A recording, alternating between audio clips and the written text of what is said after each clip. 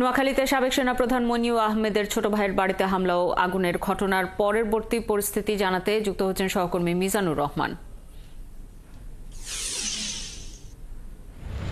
মিজানুর রহমান, এখন সেই বাড়িটির আশেপাশের পরিস্থিতি কেমন এবং সেই বাড়িটির কতখানি আসলে ক্ষয়ক্ষতি হয়েছে এবং অন্যান্য যেসব জায়গায় আমরা গণলুটপাটের ঘটনা দেখছি এখানেও কি একই রকম পরিস্থিতি কিনা সেটিও জানাবেন।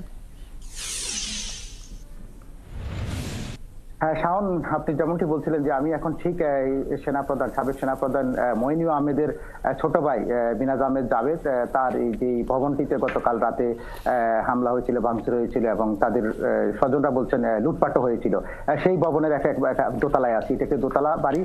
আপনি হয়তো ক্যামেরার মাধ্যমে দেখতে পারবেন যে এই নিচতলায় তারা ভাঙচুর করে বিভিন্ন জিনিসপত্রের সোফাতে অগ্নিসংযোগ করে তারা দোতলায় এসেছিলেন মুখোশ পরা এবং হেলমেটের অসংখ্য যুবক এবং উশৃঙ্খল জনতা। তারা এই দোতলার যে কাঠের দরজাটি সেটি তারা ভেঙে তারা ভিতরে প্রবেশ করে এবং এই ভিতরে যে রুমগুলো রয়েছে সেগুলোতে তারা তছনছ করে। আপনি দেখতে পাচ্ছেন যে এই রুমে মূলত সেনাপ্রধান তিনি যখন বাংলাদেশে ছিলেন তিনি সেখানে অবস্থান করেছিলেন এবং তার পরিজনরা মূলত এই ভবনটিতে থাকেন এবং মিনাজ আহমেদ জাভেদ তিনিও এখানে বসেন। তিনি 2009 সালে এই আসন বেগমগঞ্জ থেকে স্বতন্ত্র ভোট করেছিলেন এবং সর্বশেষ 2024 নির্বাচনে তিনি স্বতন্ত্র প্রার্থী হিসাবে এই আসনে ভোট করেছিলেন। তো এখানকার যারা রয়েছেন স্থানীয়রা, তারা আত্মীয় স্বজন তারা এখানে এসেছেন এবং দেখছে তারা আসলে হতবাক যে এই ধরনের একটি অনাকাঙ্ক্ষিত ঘটনা এবং ইতিমধ্যে বৈষম্য বিরোধী ছাত্র আন্দোলন সমন্বয়ক তারাও স্বীকার করেছেন যে তারা এই ঘটনার সাথে জড়িত নেই। বিএনপিও বলছে যে তারা এটার সাথে তাদের কোনো লোকজন নাই, হয়তো অন্য কোনো পক্ষ গোলাপানিতে মাছ শিকার করার জন্য বা কাউকে বিপদে ফেলার জন্য তারা এই কাজটি করেছেন। এখানকার যে থানার ওসি আমার সাথে কথা হয়েছে একটু আগে, তিনি বলেছেন তারা গতকালকে এই ঘটনাস্থলে এসেছেন এবং এখনো পর্যন্ত কোনো অভিযোগ দেওয়া হয়নি।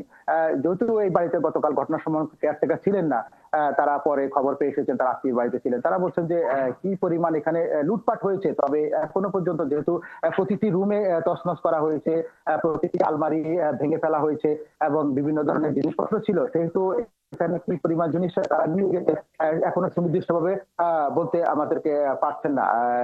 পুরো বিল্ডিংটাই কিন্তু একেবারে তছনছ, যেমন বাইরের জানালাগুলো ভেঙে ফেলা হয়েছে, ঠিক ভিতরেও এমন কোনো আসবাবপত্র নেই যেটি তছনছ করা হয়নি এবং সোফাতেও আগুন দেওয়া হয়েছে।